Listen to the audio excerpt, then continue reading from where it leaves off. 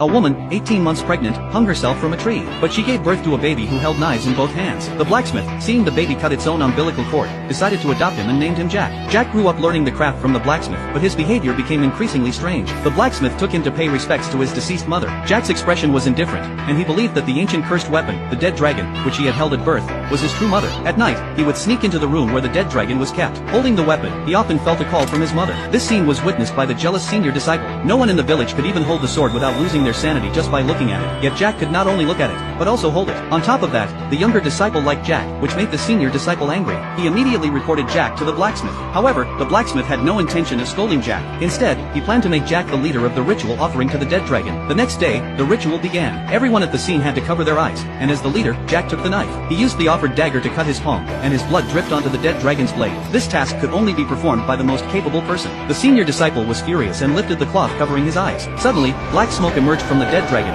forming a terrifying face. It possessed the younger disciple, who then picked up a knife and struck at the senior disciple's head. Jack sensed something was wrong and pushed the senior disciple aside, but his arm was severed in the process. The dead dragon's possession disappeared along with the younger disciple's transformation. What happened next was even stranger. Jack was hospitalized for 3 months. His wound healed, but the pain still lingered. While the younger disciple comforted him, Jack pushed her away, running to his mother's grave. Holding a knife, he declared that he would kill her. He started hacking at the grave, and the younger disciple, confused, followed him. Jack said he was going to kill the woman who had abandoned him, and then fainted. The blacksmith believed that the dead dragon could heal Jack, so he took the dead dragon, placed it in the forge, and after many days of hammering, it turned into a prosthetic that was fitted onto Jack's arm.